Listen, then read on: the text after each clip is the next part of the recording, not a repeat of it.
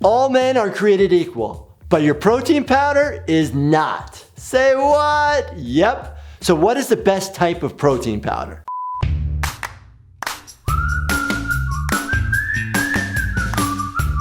Athletes and individuals who regularly lift weights may find that taking protein powder helps maximize muscle gain and increase fat loss. But that's not all, my friends. Protein powders can also aid individuals such as people who are ill, older adults, and some vegetarians or vegans who struggle to meet protein needs with food alone. So all that being said, which type of protein powder is the best?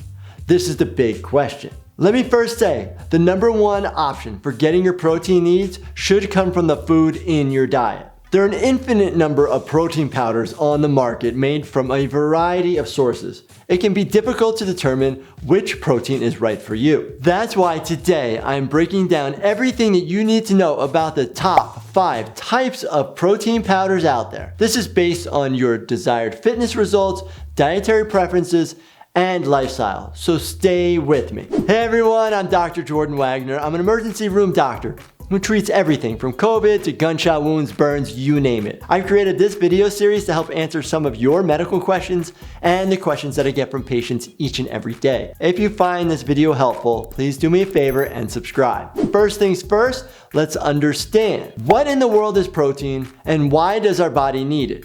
Well, on a basic level, your body needs protein to stay healthy and to work the way it should. Protein is found literally in everything from your organs to your muscles, your skin, hair, tissue, bones. And it also plays a major role in carrying oxygen throughout your body, in your blood, and it helps fight off infections, keeps cells healthy, and the list goes on and on. If you aren't getting enough in your diet, this can lead to muscle loss, tissue breakdown, and all sorts of other health problems. And we don't want that. So a great way to supplement protein in your diet is to get it through means such as a protein powder. Protein powders are concentrated sources of protein made from either animal or plant foods such as dairy, eggs, rice, or peas, and many others. To take protein powders, you simply mix the powder with water or another liquid of your choice and consume. Here are the top 5 types of proteins on the market. Number 1, whey protein. Whey protein comes from milk. Milk harbors lactose, which many individuals have difficulty digesting. But while whey protein concentrate retains some lactose, the isolate version contains very little because most of this milk sugar is lost during processing. Hear that again. The isolated version contains very little because most of this milk sugar is lost during processing. Whey digests quickly and is rich in branched-chain amino acids, BCAAs. Leucine, one of these BCAAs, plays a major role in promoting muscle growth and recovery after resistance and endurance exercise. When amino acids are digested and absorbed in your bloodstream, they become available for muscle protein synthesis, MPS, or the creation of new muscles. Studies reveal that whey protein can help build and maintain muscle mass, assist in athletes with recovery from heavy exercise, and increase muscle strength in response to strength training. One study out of the Journal of Applied Physiology reported that young men showed that whey protein increased MPS 31% more than protein and 132% more than casein protein following resistance exercise. Other studies in normal weight, overweight, and obese individuals suggested that whey protein may improve body composition by decreasing fat mass and increasing overall lean mass. What's more, whey protein seems to reduce appetite at least as much as other types of protein. Some studies even suggest that whey protein may also reduce inflammation and improve certain heart health markers in overweight and obese people. Number 2 type of protein, casein protein. Similar to whey, casein is a protein found in milk. However, casein is digested and absorbed much more slowly. Casein forms a gel which interacts with stomach acid, slowing down stomach emptying and delaying your bloodstream's absorption of amino acids. This results in a gradual, steadier exposure of your muscles to amino acids, reducing the rate of muscle protein breakdown. Research indicates that casein is more effective in increasing muscle protein synthesis and strength than soy or wheat protein, but less than whey protein. One study out of the Annals of Nutrition and Metabolism reported that overweight men suggested that when calories are restricted, casein may have an advantage over whey in improving body composition during weightlifting. Number 3 protein option, egg protein. Eggs are an excellent, or should I say, excellent source of high quality protein and fat. In fact, whole food eggs have the highest protein digestibility corrected amino acid score. Like all animal products, eggs are a complete protein source. That means they provide all 9 essential amino acids that your body cannot make itself. Eggs are also one of the best foods for decreasing appetite and helping you stay full for longer. That's why the protein quality remains at an A+.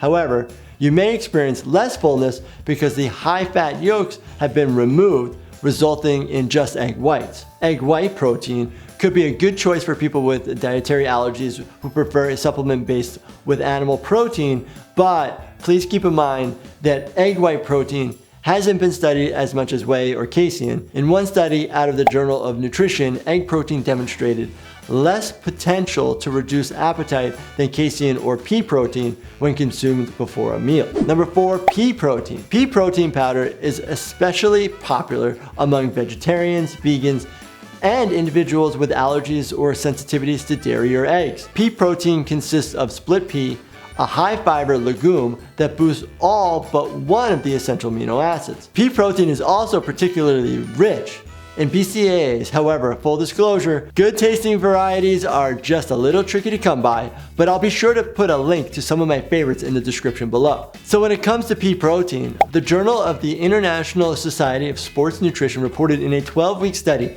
in 161 men during resistance training, those who took 1.8 ounces or about 50 grams of pea protein daily experienced similar increases in muscle thickness as those men who consumed the same amount of whey protein daily. Though pea protein powder seems promising, some high-quality research is needed to confirm these results. Number 5, last but not least, hemp protein. Hemp protein powder is another plant-based supplement that is gaining in popularity. Although hemp is related to marijuana, it doesn't contain THC.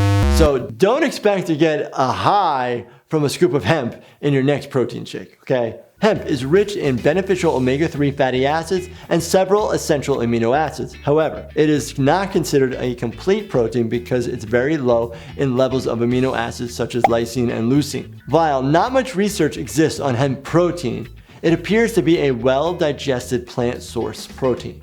So how much protein does one need to consume? The dietary guidelines for Americans, as put together by the United States Department of Agriculture and Health and Human Services, recommended for sedentary boys ages 14 to 18 receive around 52 grams a day, and for sedentary men over the age of 19 consuming about 56 grams, while women and girls over the age of 14 should consume around 46 grams. While weightlifters will eat 1 gram of protein per pound of body weight, so that's a lot. So for me, I lift a lot of weights, so I actually eat less than 1 gram per pound of body weight, but I'm up to almost 165 grams of protein a day currently, but I'm also trying to increase some muscle mass and maintain my muscle mass as I continue to lift weights. So it all depends on what your individual need is as to how much protein that you actually need on a daily basis. Okay, if that was a lot of numbers to quickly write down, most everyone should be getting somewhere between 10 to 35% of their calories each day in the form of protein. But remember, this is a general guideline,